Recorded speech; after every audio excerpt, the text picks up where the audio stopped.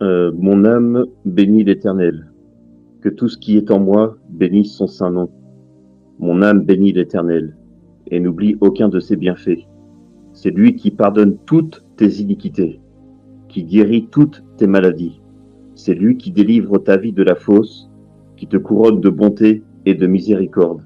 C'est lui qui rassasie de bien ta vieillesse, qui te fait rajeunir comme l'aigle. L'Éternel fait justice, il fait droit à tous les opprimés. Il a manifesté ses voies à Moïse, ses œuvres aux enfants d'Israël. L'Éternel est miséricordieux et compatissant, lent à la colère et riche en bonté. Il ne conteste pas sans cesse, il ne garde pas sa colère à toujours, il ne nous traite pas selon nos péchés, il ne nous punit pas selon nos iniquités. Mais autant les cieux sont élevés au-dessus de la terre, autant sa bonté est grande pour ceux qui le craignent. Autant l'Orient est éloigné de l'Occident, autant il éloigne de nous nos transgressions. Comme un père a compassion de ses enfants, l'Éternel a compassion de ceux qui le craignent. Car il sait de quoi nous sommes formés, il se souvient que nous sommes poussière. L'homme, ses jours sont comme l'herbe, il fleurit comme la fleur des champs, lorsqu'un vent passe sur elle, elle n'est plus, et le lieu qu'elle occupait ne la reconnaît plus. Mais la bonté de l'Éternel dure à jamais pour ceux qui le craignent, et sa miséricorde pour les enfants de leurs enfants, pour ceux qui gardent son alliance et se souviennent de ses commandements, afin de les accomplir. L'Éternel a établi son trône dans les cieux, et son règne domine sur toutes choses. Bénissez l'Éternel, vous, ses anges, vous qui êtes puissants en force et qui exécutez ses ordres. En obéissant à la voix de sa parole, bénissez l'Éternel, vous, toutes ses armées, qui êtes ses serviteurs et qui faites sa volonté. Bénissez l'Éternel, vous toutes ses œuvres, dans tous les lieux de sa domination. Mon âme bénit l'Éternel. Amen.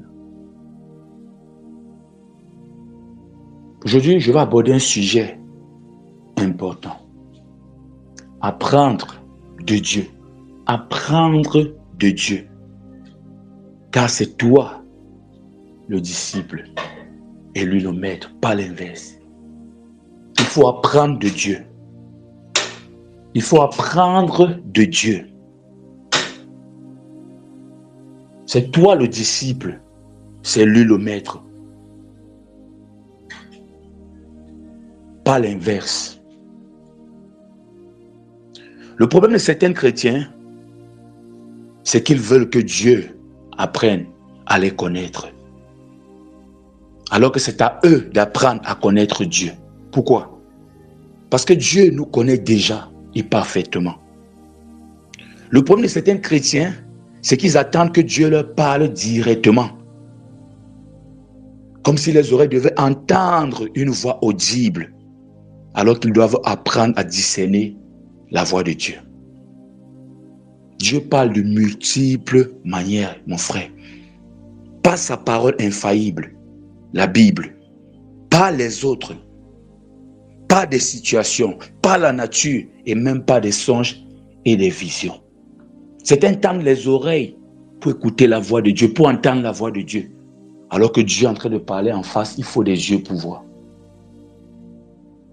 Rassure-toi que tes yeux sont ouverts, tes oreilles, tout. Ton corps est disponible, prêt à écouter la voix de Dieu. Raison pour laquelle il faut chercher les voix de Dieu.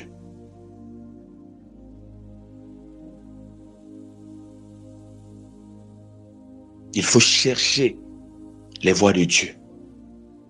Tu dois apprendre à discerner même sa voix.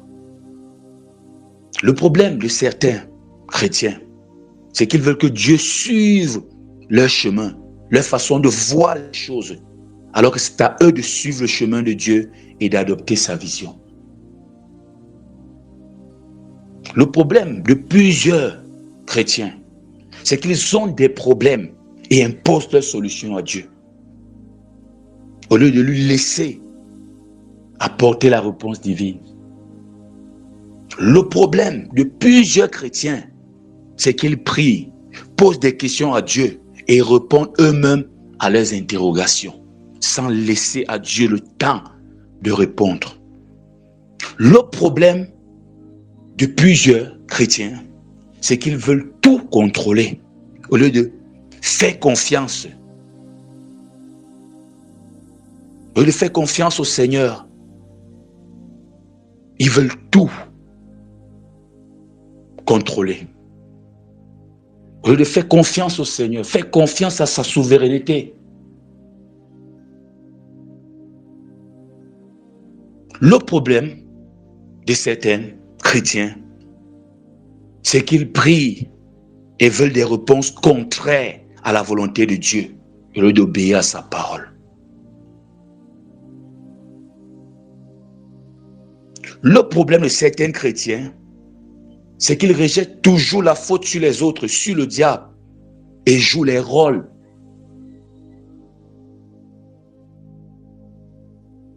des éternelles victimes, au lieu d'accepter leur part de responsabilité. Le problème de certains chrétiens, c'est qu'ils laissent leurs émotions agir, au lieu de laisser la foi prendre le dessus. Le problème de certains chrétiens, c'est qu'ils disent une chose avec leur bouche, mais en cachent une autre dans leur cœur. Ils ne sont pas vrais.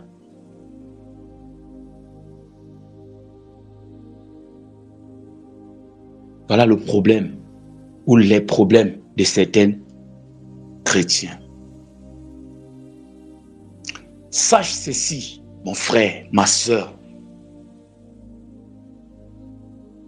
Dieu n'est pas un président de la République. Dieu n'est pas un président. Dieu est un roi. Dieu n'est pas un président qui parvient au pouvoir par un vote ou un coup d'État. Dieu est un roi, point final.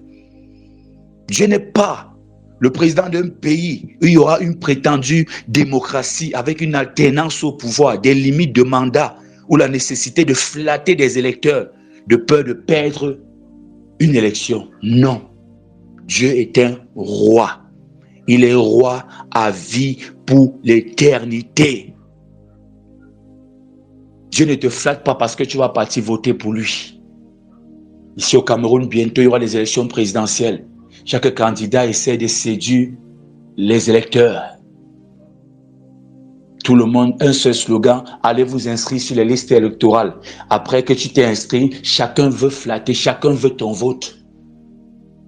Les gens sont prêts à changer même leur programme politique. On a vu certains hommes qui sont nés vraiment conservateurs en Europe. Mais pour avoir le vote, ils ont fini par accepter l'homosexualité parce que vraiment, ce nombre d'électeurs était très important pour lui. Dieu, lui, il était un roi à vie. Il n'y a pas d'élection, il n'y a pas d'alternance. Laissez vos soi-disant démocratie qui n'est jamais la démocratie, qui n'est que la loi du plus fort sur les plus faibles là. Dieu n'est pas dedans, il est roi à vie. C'est pour te dire, ce n'est pas à Dieu d'obéir à ta volonté, de peur de perdre ton soutien. Non, c'est à toi d'obéir à sa parole. Dieu est roi pour l'éternité, donc obéis.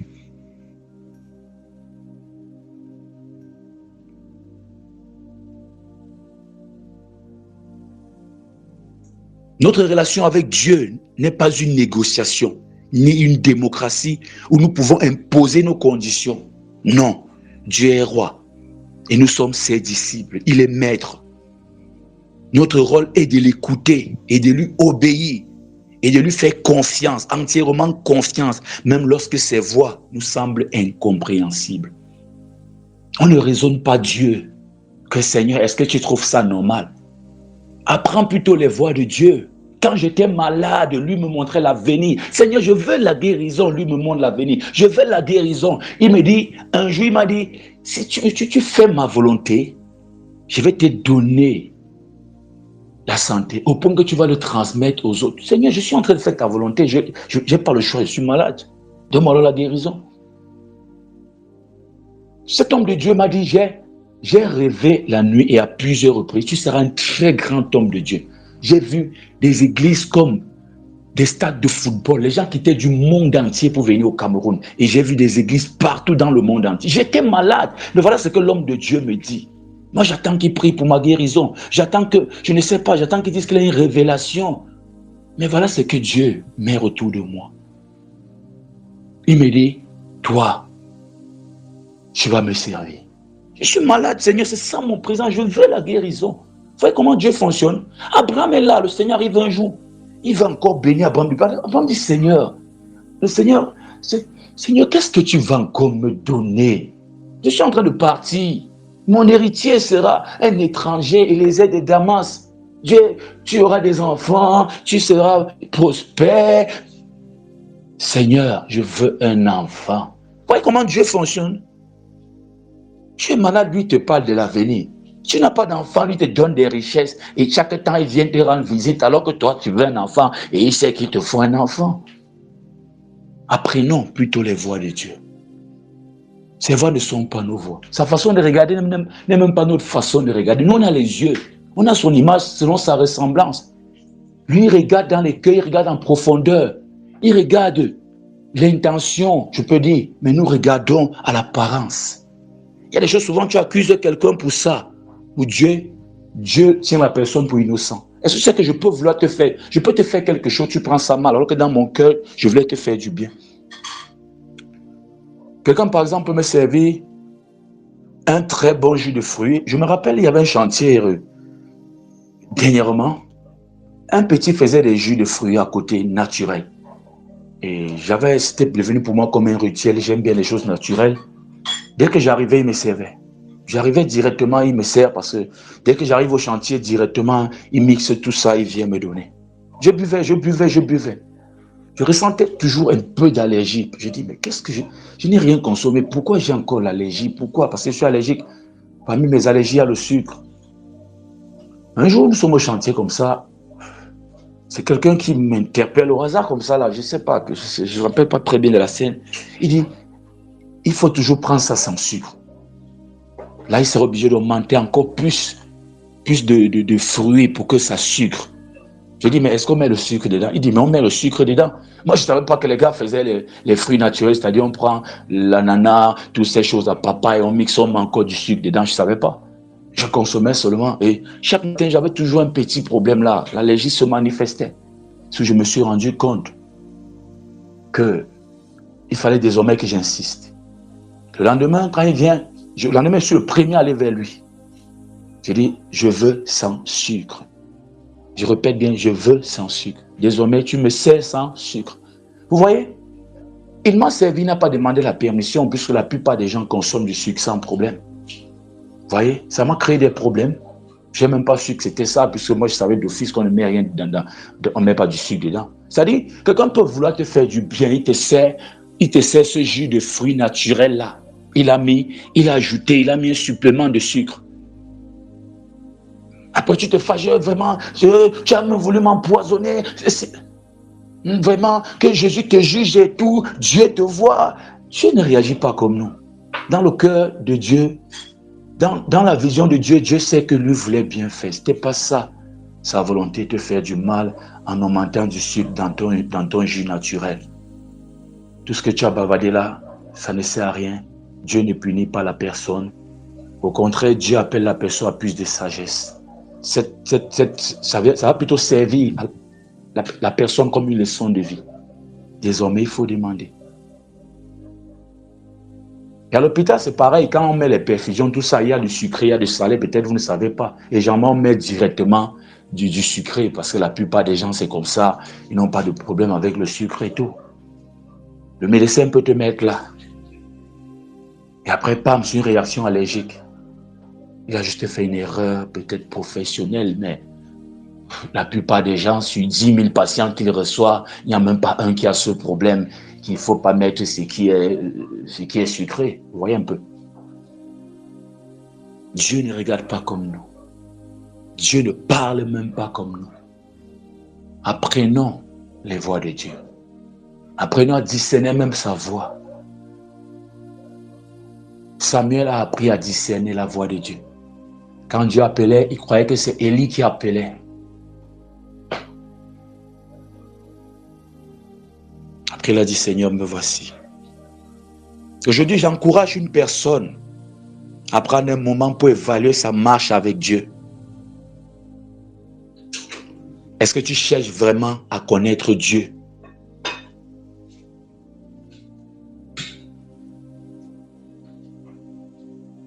Est-ce que tu laisses à Dieu la place de maître dans ta vie? Ou est-ce que tu essayes de toujours tout contrôler? Même comme tu ne contrôles rien, tu veux toujours quand même tout contrôler. Des gens souvent arrivent pour un conseil spirituel et ils veulent te conseiller. Quelqu'un vient pour une interprétation des rêves et il veut donner lui-même l'interprétation. Mais si tu as l'interprétation, pourquoi venir encore pour que j'interprète tes rêves? Si tu as le conseil, pourquoi encore venir pour que je te donne des conseils? Vous savez pourquoi? Parce qu'ils veulent qu'on dise ce qu'ils veulent entendre.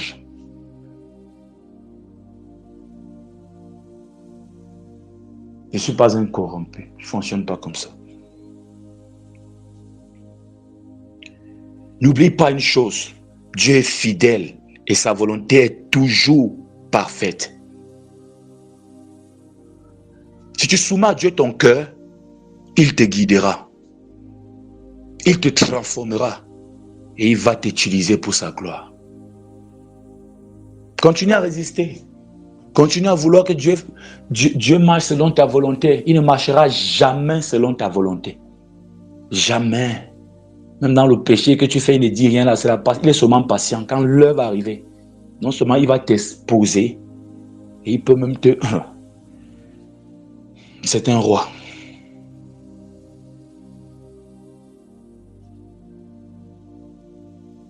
Marche humblement devant le Seigneur, comme Josué. Marche humblement devant le Seigneur. S'il dit quitte ta maison de ton père et va, je vais t'indiquer le chemin. Là, je vais t'indiquer je ne sais pas, la place sur le chemin. Fais comme Abraham. Lève-toi et quitte. Il a dit à Matthieu, suis-moi. Matthieu qui était collecteur d'impôts, qui avait beaucoup d'argent, mais était considéré comme un ennemi pour ses frères, a tout laissé et a suivi Jésus. Le riche a dit qu'il avait tout fait. Jésus a dit, vends tout ce qui reste, tout est bien là, et suis-moi. Il a préféré ses richesses éphémères qui passent, qu'il laissera. Il a préféré ça aux richesses éternelles. Il est temps que tu obéisses à la voix de Dieu. Il est temps que le moi là se taise dans ta vie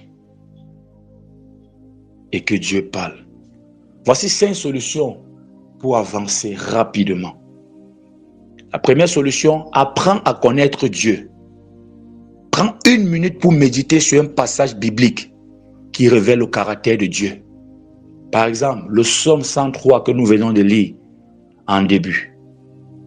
Ou Jean chapitre 3 verset 16. Prends 1 minute pour méditer sur un passage biblique qui révèle le caractère de Dieu. Parce que tu dois apprendre à connaître Dieu. Ses voix, sa façon de parler, sa façon de se manifester, son caractère, sa divinité, ce qu'il est, ce qu'il représente pour toi. Pourquoi est-ce qu'il nous aime tellement? Je ne sais pas. Tu dois tout chercher à connaître sur Dieu. En connaissant Dieu, tu connais tout le reste. C'est parce qu'ils ont refusé de connaître Dieu. Ils pensaient que l'école est la priorité. Aujourd'hui, on voit les lois qu'ils imposent. Quelqu'un se met debout, il dit que désormais, il n'y a plus que les hommes et les femmes. Il y a d'autres styles. C'est-à-dire, si on demande par exemple ton sexe, masculin ou féminin, ils nous font comprendre qu'il y a d'autres choses après ça. Vous voyez? Ils ont basé tout sur la recherche du savoir humain. Si ton fils va à l'école et qu'il n'a pas la crainte de Dieu, les 20 sur 20 qu'il a là, qui sort premier de la classe, s'il n'y a pas la crainte de Dieu, si ces valeurs ne sont pas en lui, tu es en train de perdre ton temps, tu te prépares juste pour pleurer plus tard. Les valeurs de Dieu doivent être au cœur de l'éducation de tes enfants. Au cœur même des foyers. Les foyers se détruisent parce qu'il n'y a pas la crainte de Dieu, il n'y a pas les valeurs de Dieu. On ne cherche pas à connaître Dieu. On cherche seulement à mieux se connaître. 2. Écoute Dieu attentivement. Écoute Dieu attentivement. Passe 1 minute en silence, en demandant à Dieu de te parler.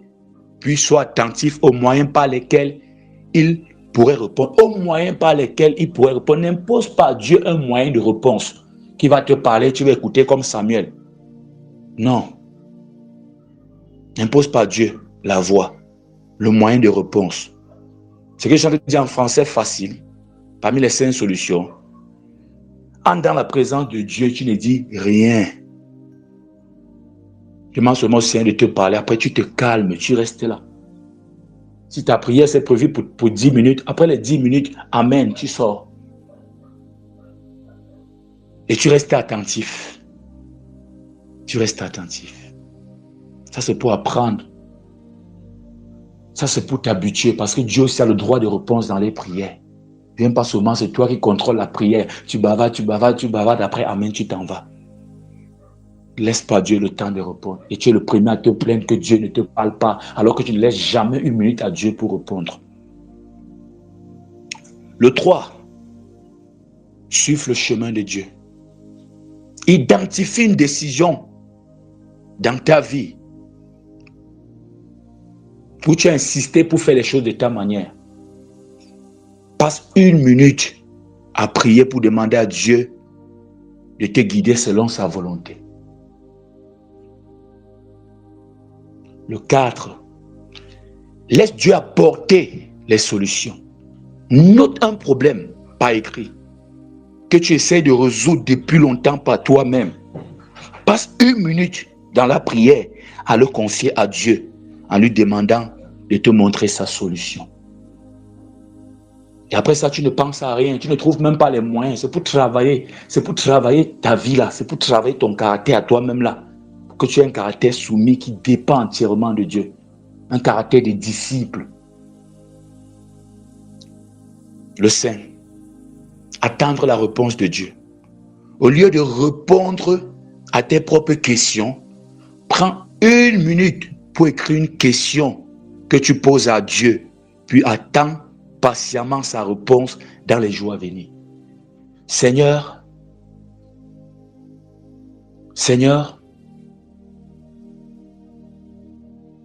est-ce qu'il faut que je voyage?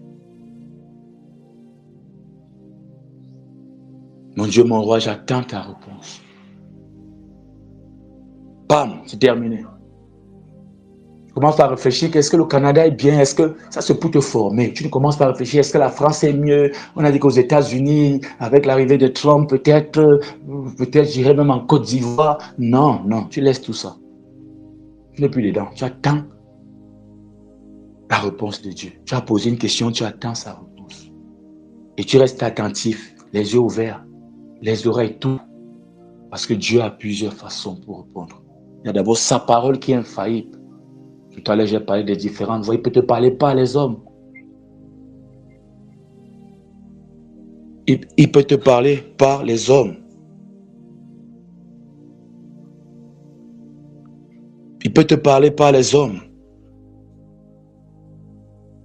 Nous allons prier et on va arrêter. Seigneur Jésus-Christ, connecte-toi à cette prière. Connecte-toi à cette prière. Connecte-toi à cette prière. C'est le genre de prière que la chair n'aime pas. Parce que la chair aime prendre le contrôle. La chair n'aime pas accepter qu'elle a perdu le contrôle. Elle veut toujours contrôler. Oh, Dieu ne traite pas avec la chair. Il est temps que tu sois un disciple de Jésus-Christ. Il est temps que tu sois un disciple de Jésus. Connecte-toi à cette prière. Seigneur Jésus-Christ, merci de nous rappeler que tu es notre roi, notre maître, et que nous sommes tes disciples. Aide-nous, Seigneur, à ne pas inverser les rôles, à ne pas chercher à te faire obéir à nos volontés, mais à te suivre humblement. Fais cette prière de tout ton cœur, par les véritables prières spirituelles. Ces prières sont plus importantes que les prières de donne-moi le mariage, donne-moi tout. quand tu es prêt à suivre Dieu, cette prière valide même le baptême que tu as raté au début quand ton cœur n'était pas vrai. Ça redonne un sens à ton baptême. Ça place le petit enfant qui veut suivre le maître et qui dépend entièrement de son parent.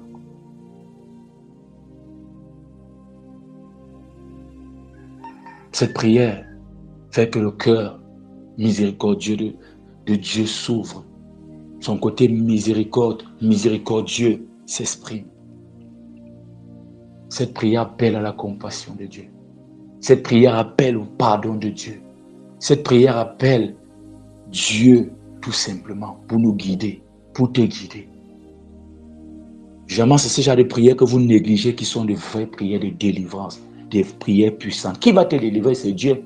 Mais si tu veux contrôler tout dans ta vie, comment est-ce qu'il va te délivrer? Or, une prière pareille, qui est preuve de son humilité, qui est preuve du lâcher prise. Ça touche le cœur de Dieu. Connecte-toi. Seigneur, aide-nous à ne pas inverser les rôles, à ne pas chercher à te faire obéir à nos volontés, mais à te suivre humblement. Donne-nous un cœur attentif pour écouter ta voix, Jésus. Ou que tu choisisses de nous parler. Apprends-nous à te connaître davantage, Seigneur, à te faire confiance et abandonner nos émotions pour laisser la foi agir. Pardonne-nous pour les fois où nous avons voulu tout contrôler, jusqu'à vouloir contrôler notre prochain, où nous avons imposé nos solutions au lieu de t'attendre. Aide-nous à être vrais, Seigneur Jésus. Aide un frère ce matin, une sœur ce matin à être vrai, à être obéissant, à se discipliner. Aide-nous à être vrais, Seigneur, à aligner nos paroles et nos cœurs sur ta vérité. Merci parce que tu es un roi éternel. Merci parce que tu es là, plein d'amour et de sagesse. Seigneur, nous t'appartenons et nous voulons te suivre chaque jour. Mon frère, est-ce que tu te donnes au Seigneur ce matin? Ma soeur, est-ce que tu renouvelles ton alliance ce matin? Dis à Dieu, Seigneur, je t'appartiens et je veux te suivre chaque jour. Seigneur, je t'appartiens et je veux te suivre chaque jour. Dis à Dieu, Seigneur, je lâche prise. Je laisse tomber mes résolutions. Je laisse tomber ma volonté. Je laisse tomber mes pensées pour m'aligner à ta volonté, pour suivre tes résolutions. Je laisse tomber, je brise les barrières de la résistance, Seigneur, pour me soumettre à toi. Seigneur, viens avec la solution. Je prends cette solution.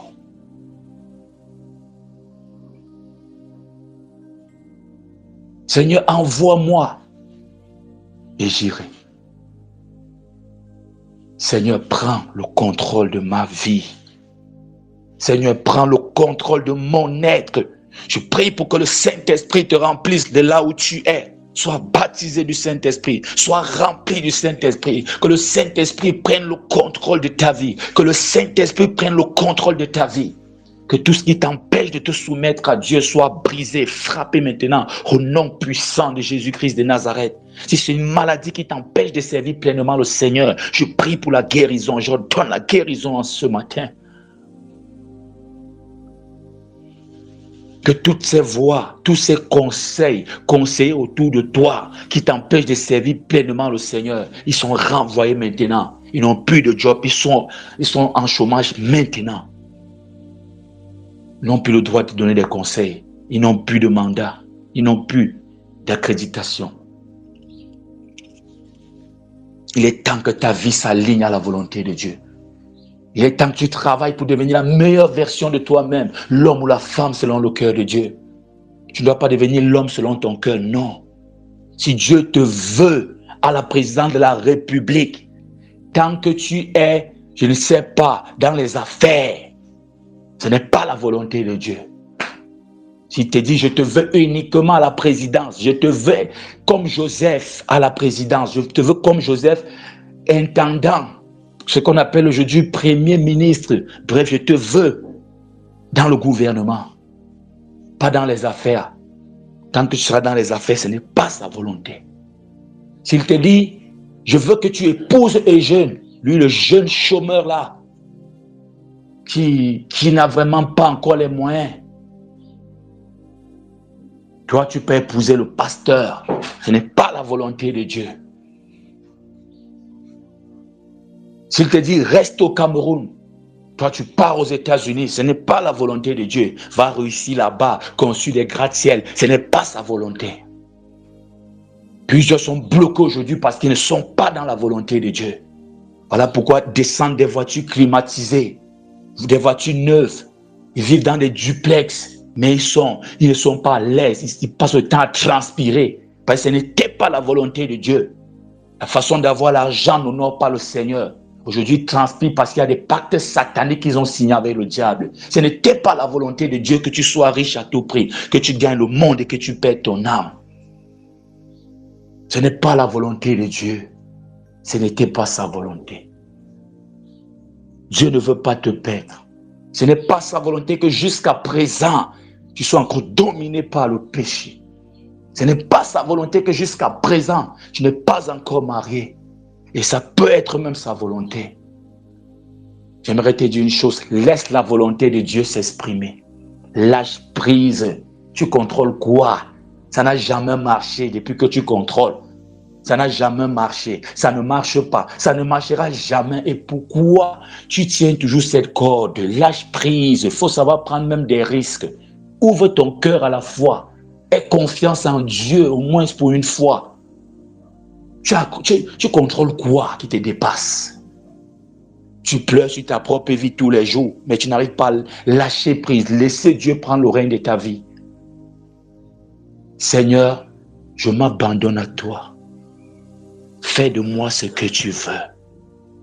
Voilà la prière qui doit sortir de ton cœur si tu as écouté cet enseignement.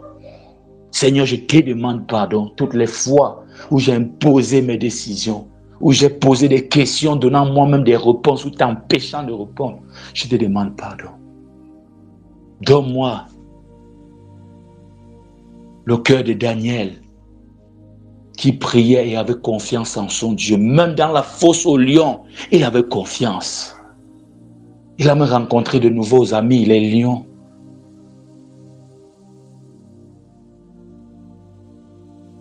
Mardochée n'avait pas grande chose. Il a élevé une fille orpheline. Mardochée est devenu plus tard le beau-père du roi. Oui, parce que Esther, Mardochée c'est son père, comme ça, on peut dire ça. En Afrique, on comprend mieux ça. En Afrique, on comprend ça. En Afrique, tu vas entendre quelqu'un dire papa, papa. C'est pas sa mère, c'est pas son père. C'est naturel, biologique, comme on dit. Le bois qu'Aman avait prévu pour Mardochée. On a pendu Aman sur le même bois. Laisse Dieu, laisse Dieu, laisse Dieu. Si Dieu te dit même laisse l'ennemi s'y rester avec toi, laisse l'ennemi là, aie confiance en lui. Judas est resté avec Jésus. Jésus savait que Judas c'est le traître. Mais il s'est soumis à la volonté de Dieu. Et on connaît tous la fin de Judas. Il n'a même pas pu consommer l'argent. Les pièces d'argent qu'il a reçues. Laisse Dieu agir dans ta vie. Aie confiance en lui. Même s'il dit, fonce toute joie. Il a dit au peuple d'Israël, foncez toute joie. Eux, ils voyaient la mer, Dieu voyait un chemin. Là où toi, tu vois la mer, tu vois la barrière, tu vois le désert, Dieu voit un chemin. Et ils voyaient la mer, ils étaient bloqués. Pharaon était sûr que le Tout-Ci, je vais les prendre parce qu'ils ne peuvent pas traverser. Ils ont traversé cette mer à sec. Et quand Pharaon a tenté la même expédition, c'est autre chose, c'était la fin de l'histoire de cette époque égyptienne-là. Au désert, il murmurait, il voulait retourner en arrière. Qui allait refendre les eaux pour que tu retournes en arrière? Parfois, vous retournez en arrière sans savoir que vous ne pouvez même pas deux fois retourner en arrière, vraiment. Qui allait? Non, on parle souvent du retour en Égypte, mais qui allait refendre les eaux? Eux qui voulaient retourner en arrière, là. Qui voulaient retourner tout simplement, là. Ils sont entrés, les espions, à Jéricho, à Canaan. Les 10 ont dit, il y a les géants là-bas. Imaginez un peu un Africain. J'ai vu les gros gens comme ça là-bas. Ils sont gros. On ne peut même pas. N'essayons même pas, les gars. Retournons en Égypte. Nous pas encore souffrir. Pharaon nous fouette. Au moins, on a de quoi manger. Josué a dit, n'oublions pas une chose. C'est Dieu qui nous a fait sortir d'Égypte. Et c'est lui qui nous demande de partir. Ayons confiance avec lui, on peut. Ces 10 espions sont morts. S'ils pouvaient se réveiller et voir qu'il n'a pas fallu une bataille. Moi, je dis qu'il n'y a pas eu de bataille à Jéricho parce que pour moi, il n'y a pas eu de résistance. Voilà pourquoi il dit dans l'autre message qu'il n'y a pas eu de bataille. Parce que pour moi, il n'y a pas eu de résistance. C'était pas une guerre pour moi, non. C'était pas une guerre pour moi. Ils ont tourné, les murs sont tombés, ils ont pris toute la ville.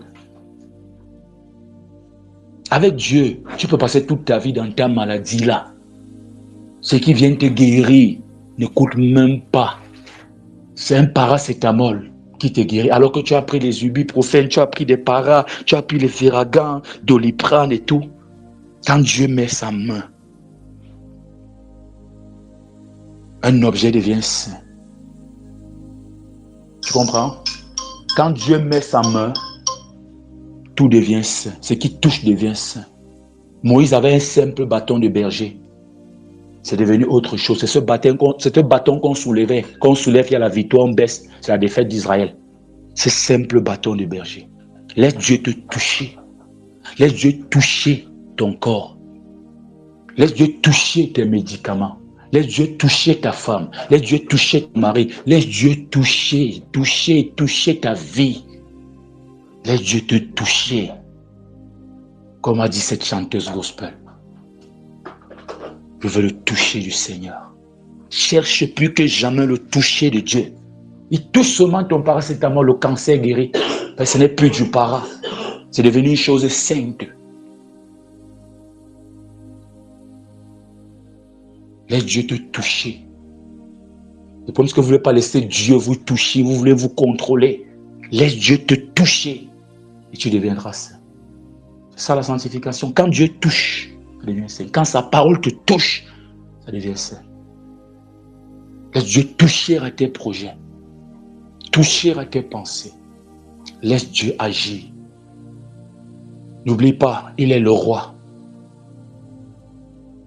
C'est toi qui dois obéir à sa volonté et non l'inverse. Aligne ta volonté à la volonté de Dieu ou tout simplement soumets-toi à sa volonté. Que Dieu te bénisse.